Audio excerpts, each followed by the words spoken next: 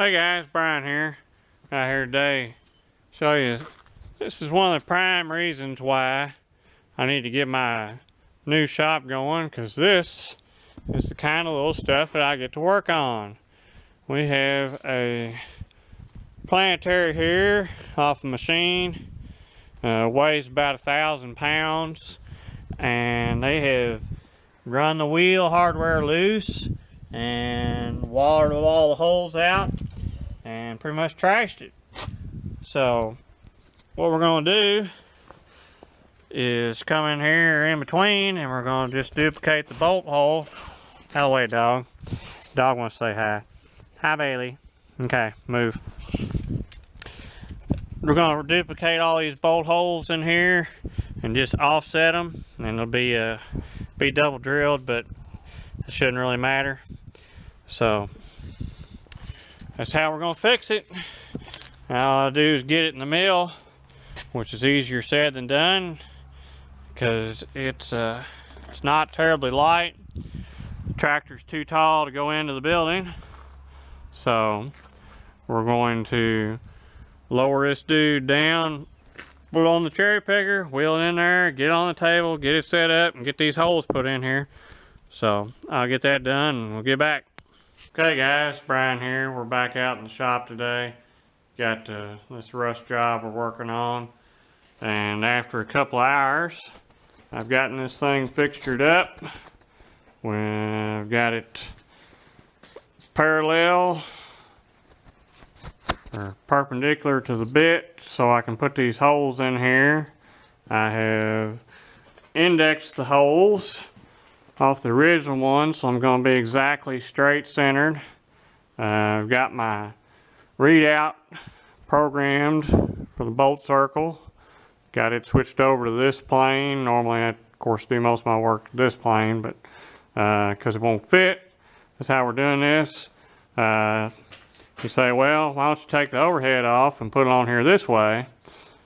Well, I can't do that either, because this piece is so thick, or 24 inches, my table's not wide enough that by the time I get on it and get it out here and get the tool bit in here, I like about 2 inches of having enough travel to be able to get these holes drilled in here. So when I get the boring mill going, this be perfect job for that, but it's not going, so we're working with what we got. So we're going to do this on the horizontal with the head turned sideways. One thing I'm going to have to do is I also don't have enough travel this way. The head doesn't stick out far enough to get the holes on this side, so I'm going to drill probably 6 is all I can get. Then I'll have to loosen this up, turn the flange to the other side, re-index it, and drill and tap the other 4 to get the 10 bolts in here, because I can't. This bolt circle's 15 inches, and with this sitting on the table so I can get it bolted down, I'm using my widest slots, and they'll just barely clear that to get it held down there. If I could go in a little bit, I could get it all in one shot, because I do have enough travel. I got 18 inches of travel, so I've got enough I could get it, but this head doesn't stick out far enough to use the table when it's at its full extension. Needs like a 4-inch spacer in it probably, and then you can use the whole range. But probably when I get this moved, I'm going to take this overhead off, and I'm going to put my tool maker's overhead, which is sitting there with the full universal. Turn your cutter any way you want, and that I can slide in and out. So I'll put that on there, and I think that'll increase the versatility of this machine quite a bit. Of course, like I said, I get the boring mill going, that's going to be the machine of choice for jobs like this, I think. So, yep, let's let's get this thing fired up and poke some holes. So I got my center drill in there. I'm going to do the first hole, show you how this readout works. Let's see here, let's go with the bolt pattern. The plane is set. We're centered. 13189 is the bolt circle diameter. 10 bolt holes. I got an 18-degree offset, which puts me halfway in between my 10 holes, which would be 360 or 36 degrees apart between each one. So 18 puts me halfway. So this is where it says the first hole is. I know I can't reach it, so let's try the second one here. I don't think I can get it either. I think I have to start on the third. There we are. It should be in the center of that hole that's already there, pretty much.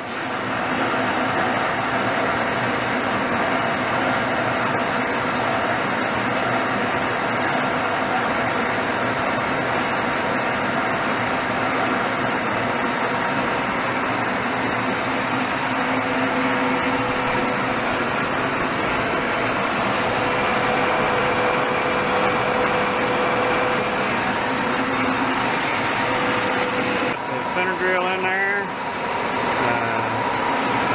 These two holes I did have to alter.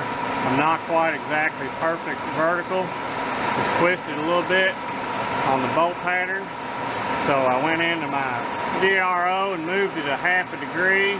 And now the center drill just slide in these original dowel holes, not touch.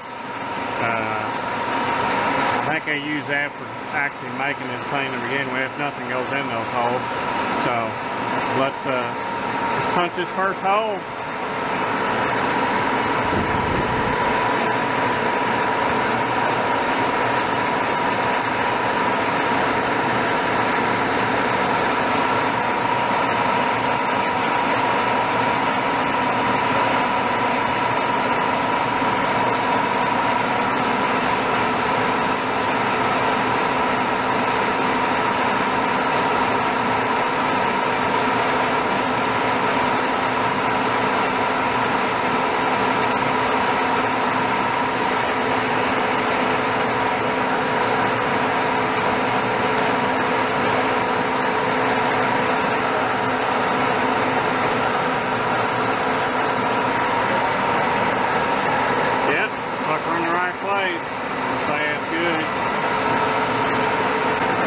Bolt hole pattern in the wheel that goes on here. These are 20mm bolts, and the holes in the wheel are actually 25, so you got 2 millimeters on each side, but I want it to be closer than that. We can do better.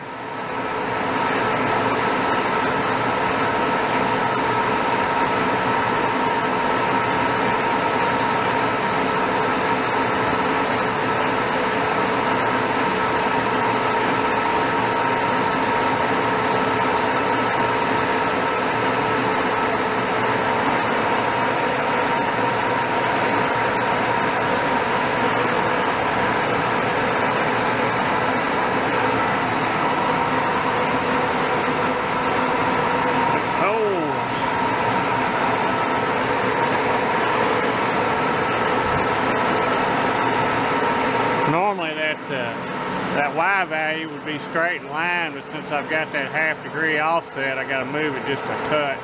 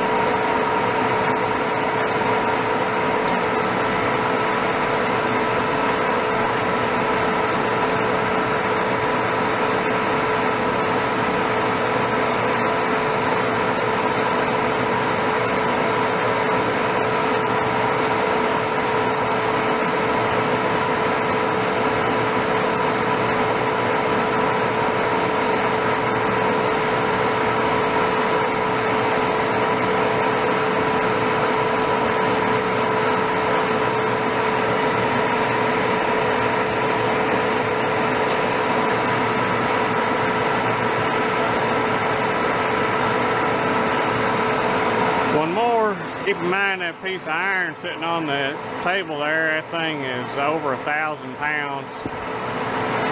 So, it cost $9,000 to replace it. But we're gonna fix him up for a lot less than that.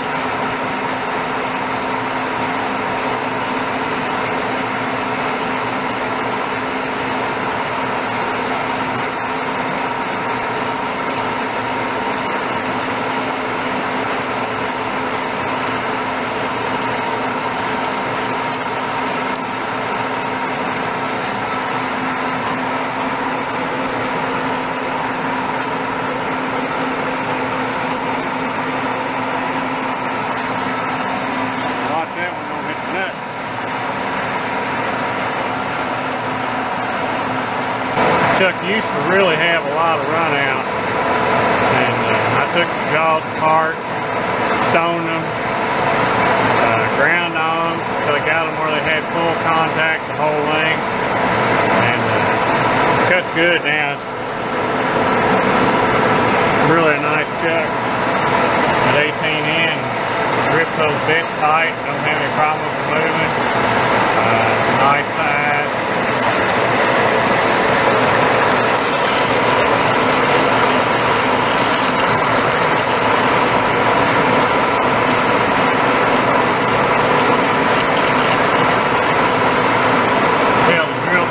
Good shape and nice and centered. By the fact it gets pretty even curls down both sides. You can tell the drill bit not quite right. He's feeding off to one side.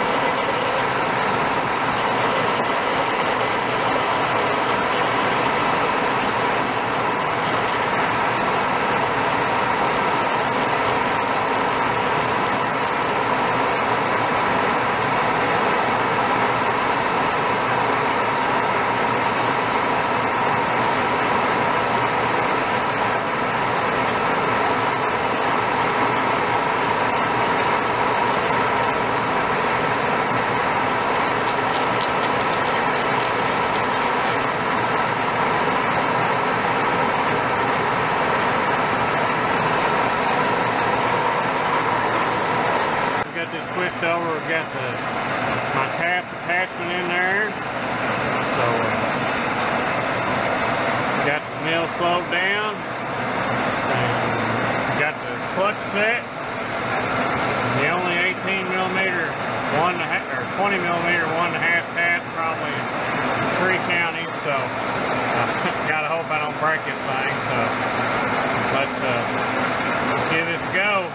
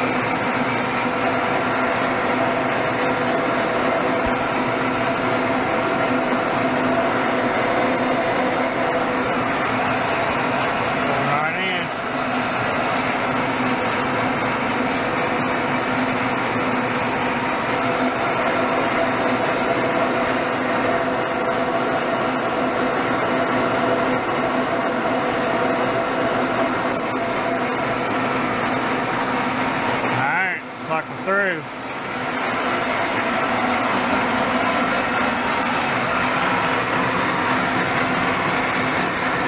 Yep. All the way in.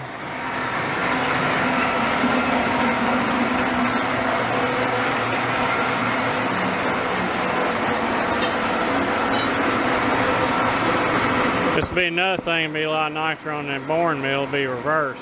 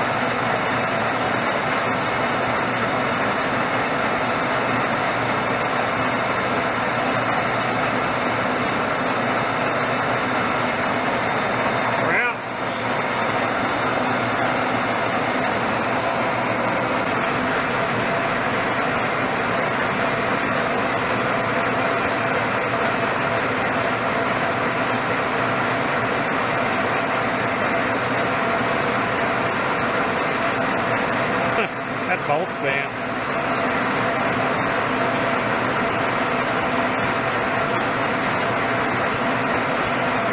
Fits good though.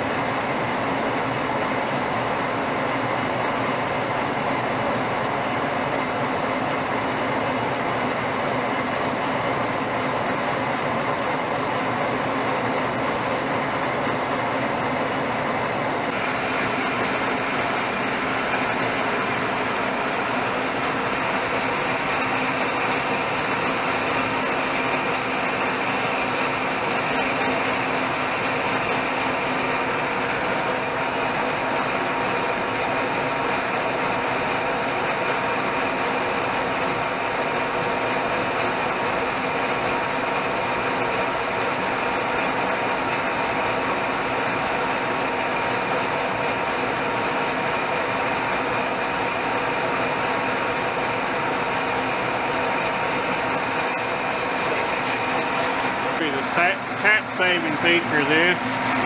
Turn it down for a 3/8 tap. So if it exceeds the torque, it would break the 3/8 tap. It should kick out and release. So let's give it a go here and see if it works.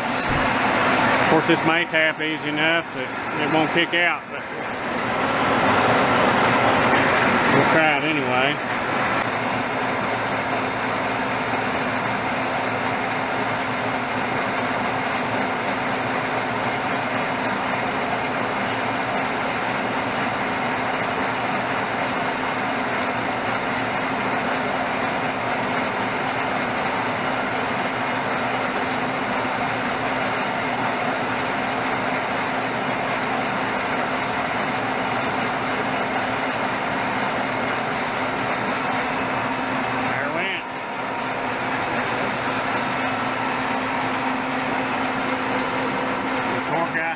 On it that turn loose,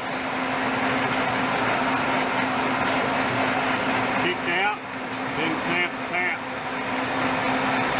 Back it up, re-engages, back out. I'll leave it all the way out. Crank it back up where it's supposed to be.